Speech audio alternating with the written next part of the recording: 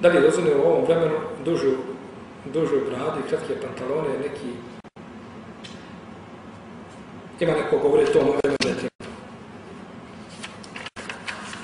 Što se tiče brade i pantalona,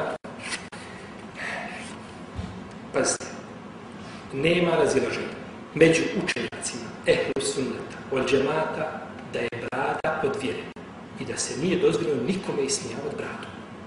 Nikako. Nećeš imati bradu, to je tvoja stvar. Ali da se ismijavaš, poslanik je sam imao ashab, imao bradu i ashabi su imali brade i nije zabilježen nikad nijedan ashab da je obrio svoj bradu. Čovjek musliman ako želi da praktikuje sunnet i ima nagradu, ima pravo. Ne možeš praktikovati iz nekog razloga, nemaš snage, to je tvoja stvar, nije problematično. Ti si dalje musliman, vjernik, Allah si drag, klanjaj, posti i tako dalje, a ne diraj onoga ko ima bradu. Nemoj činiti ono što je najgore svojim jezikom, a to je da se ismijavaš sa sunnetom. To je, jer ismijavati se sa bradom je kao da se neko ismijava sa bilo kojim drugim sunnetom poslanika samo. To nije lijepo. I to je došlo od neprijatelja islama. Nije od koga drugo. Od neprijatelja islama je došlo. I vi pogledajte, znači, čitajte, znači, sunnet poslanika sa pa ćete vidjeti, znači, u faksu njegovim, znači, hadisma opisuje njegova brada, tako da je neispravno, znači, ismijavaju se bradom, to je zabranjeno. A što ćeš kratkim pantalona, isto tako. Kad poslanik je sa došao mi Ibn Omar, Abdullah ibn Omar. Imam Ahmed bilježio svoj muslim da mi je došao Ibn Omar na vrata i pokucao. Otvorio vrata, kaže, ko je? Hadis je bilo dostojan. Kaže, Abdullah ibn Omar, kaže, Abdullah. Pa otvorio vrata, pa ga pogledao, kaže, ako si Abdullah, kaže, digni svoju odjeću. Drugi čovjek, ako bilježi imam Tirmizi u svome dijelu Šemajde, prolazi ovog putem i spustio odjeću. Poslanik trči za njim i kaže, digni odjeću. Kaže, Allah poslaniče, ja imam krive noge. Takvi su ričlej, ima noge kao dva luka. Kaže, irfa seubek fe inne kulle halqillahi hasen. Kaže, digni svoju odjeću, svako Allahovo stvorenje lijepo. Pa je poslanik, pa ko ne želi, nemoj dirati onoga ko to praktikuje. I ne smijemo mi dozvoliti muslimani da nas razjedinjavaju sunnet. Čovjek klanja na određeni način. To su stvari koje su bile poznate kod naše uleme. Pitanja različnog obavljanja namaza, pitanja, te stvari bile poznate. I neko želi da nas razjedini onim što nikada nije razjedinilo naše prethodnike. Kako se mi onda, kojim se mi onda pravom gledamo u njemu? Jeste možete nikada naći da je neko kazao od učenjaka hanefijskog mezheba nešto protiv šafijskih učenjaka i hanbelijskih ili obratno? To nikada neće. Da živite životom Nuh a.s. i prevrćete po zbirkama i čitate knjige islama, nikada to nećete naći. Ja to nikada našao nisam. Nikada nisam našao, a satima sam svaki dan sa knjigom, nikad nisam našao da se neko od učenjaka ismijao s knjigom. To sam dešao. Znaš zašto ste dešao kod nas? Zato što ne znam. Hajmo ovako staviti. Ovdje ima tamo napisano na turski zabranjeno pušenje. Nema cigarete prekrižene na turski. I mi kad uđemo, šta ćemo kazati? Ištihad. Jedni će kazati ovo je ovdje zabranjeno konzumiranje alkohola. Drugi će kazati ovo je zabranjeno ples. Jer ne razumijemo. Ako do uleme je to bilo jasno i poznato, svi su shvatili principe islama i nakon toga nije bilo razilaženja. I kada smo mi sebi dozvolili te stvari, evo što smo upali.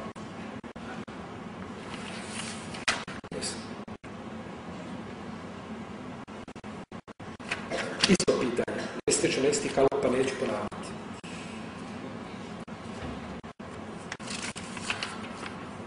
Mi ponekad imamo stvari koje... Znate što je bilo s jednim našim bratom? U Salzburgu. Momak je jedan prihvatio se vjere Vehabija. Ne znam kako da kažem. On kaže, vi ste Vehabija. Nema Vehabija, to ne postoji. To je etiketa koja je insana na zemlji da je sebe zove Vehabija. Prošao sam islamski svijet i uzuži poprijeku svudi, nisam nikad čuo da neko rekao ja sam Vehabija. Ja bih volio vidjeti osobu da kaže za sebe da je Vehabija, da mu kažu ti si novotar, kakav Vehabija. To ne postoji na zemlji. Ali to je etiketa. I ovaj momak prihvatio se vjere sve i radio hidžamu. I sada kada babo ode negdje na put, on pozove omladince i urade hidžame. Vi svi znate što su hidžame, to je vađenje, liječenje, vađenje nečista krv, površinska se vadi, tako jako je zdravo. I poslanik je to preporučio i kaže nisam prolazili pored nje skupine meleka da mi nisu oporučili hidžamu i tako dalje. I babo to skuži, jedne prilike babo ko for ide na put, dok je babo izišao mali i okupio i odmah su oni boce one po leđima poredali, na glavu, svugdje, jel? Kad je babo ušao, kaže, nikom mrdat, tu policiju. Došao Austrijanac, policajac, kaže, šta je? Kaže, uđite, molim vas, kaže, vidite, kaže, šta rade ekstremisti, islami, to bilo. Kaže, moj policajac, pa kaj, znaš ti koliko je to zdravo? Znaš ti, kaže, kako je to lijepo? Kamo sve će, kaže, da mogu sebe raditi? To je jako zdravo za tijelo, ne krade, to kaže. Pa kad ga pouči kršćanin, kaže, u redu, sad je u redu. To što je poslanik rekao nije u redu, ali kad mu kršćanin potvrdi, kaže, sad je u redu. Koji mi što čekamo kada, ne znam, dođe nešto poslanik vam rekao i nauka otkrije, kažu, stvarno, Allahov poslanik isto rekao, a je stvarno, je li to te moralo doći nauka da ti potvrdi Allahov poslanik rekao istinu? Pa ti si bio prije toga dužan da kažeš Allahov poslanik rekao istinu, nauka kad je suprotno, kaže, neka oni kruže još 10 godina, ponovo će se oni vratiti gdje je poslanik sam rekao. To je ubeđenje muslimana. Pa mi muslimani, znači, trčimo, vjerujte, ja sam radio, znači, hidžamu i odem u bolnicu kod čovjeka muslimana, ime mu, neću vam kazati kako ne želim da znate ko je. Nije na cilj imena i nećemo da sramotimo nikoga. Čovjek nosi ime iz kuranske sure. Kuranska sura, kuransko ime imaš. Kada je vidio, meni nešto noge bile natekle, ja uradio sebi hidžamu, kaže, Efendija, molim te, kaže, Efendija, šta si ti to radio? Rekao, slušaj, Allah te poživio. Ja sam njim polako, kupu jajima da hodam. Rekao, Efendija, to je rekao, poslanički način liječenja, vađenje nečiste krvi. Pola, Efendija kaže, molim te, on se sam zajapurio. Efendija kaže, samo antibiotike. Efendija, molim te, kaže, mani se toga, nikako, Efendija. Ja odem kod šest je stručnjaka došlo, Austrijanaca, iza stopala gledaju, pitaju šta je ovo, to je hidžamka, je znamo kaj je poznato u redu, kaj je sve u redu. Kod Petra je u redu, kod Muje nije u redu. To je naš belaj. To je naš belaj. Što mi ne znamo o svojoj vjeri ništa i onda odatle krenu priče i o bradi, i o pantalonu, i o svemu, a ne znamo ni o čemu ništa. Živ bio, prije što osudiš bradu ili pantalone, uzmi knjigu Islama, otvori pa se pouči. Pouči se prije toga. Nemoj osuđivati prije što pročitaš i ne saznaš. Pa kad saznaš i znaš da nije u redu, onda osudi. Osudi, pa ako ćeš njega osuditi, imaš osuditi komšiju koji ti pije, drugi komšija koji ti kocka, treći koji ti nema kakvom se prvom rabatom rabavi. Osuđivaj koga treba osuditi. Ostavimo se malo na njih. Pojavili se neki novi vjernici, drugačije klanjaju i nose se ko su oni vehabije, 3 Prvo, pojavili se neki novi vjernici. Mi moramo, znači muslimani, shvatiti da mi ja nešto kažem. Kada dođete u Džedu, Džeda je udaljena od Mekke 80 ili 60, hajde kaže 60 km. Već ćete naći stvari koje ne liče islamu, ima daleko od islamu. A blizu Kjabe možeš dovikivati se. I već promijenile. 60 km. A šta mislite kada smo mi 6000 km? Daleko od izvora. Pa je nama dužnost da se vraćamo i da učimo našu vjeru. Da učimo našu vjeru, a nikako da proizvoljno pričamo na osnovu stanja muslimana. To je pogrešno. Muslimani u Bosni i Hercegovini, muslimani u Crnoj Gori i na bilo kom drugom nisu parametar islama. To zapamtite. Nijedan rejs na zemlji nije parametar islama. Parametar islama je Kur'an i Sunnet, ono što nam je Allah objavio, ono što su nam pojasnili naši učenjaci, Hanefijska pravna škola, i Malikijska, i Šafijska, i Belijska. I to je parametar islama, a nije nikako ono čime su ljudi došli.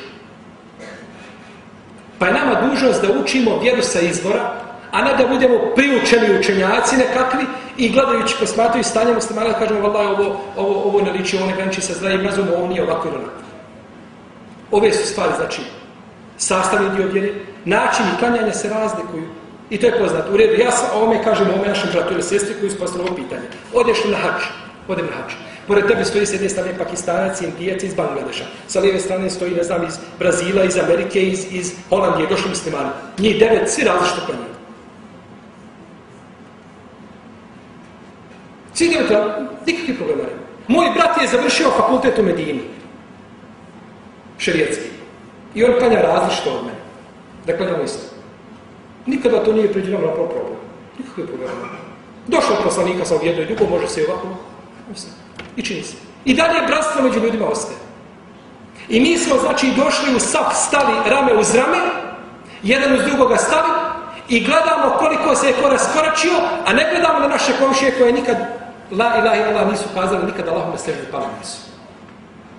I onda kad dođemo na dženazu, kada ćemo lahavat, kaže, hoćemo, a svome bratu muslimanu koji je u džamiji možda se malo više raskoračio, nećeš pogledati. Kakva je to logika?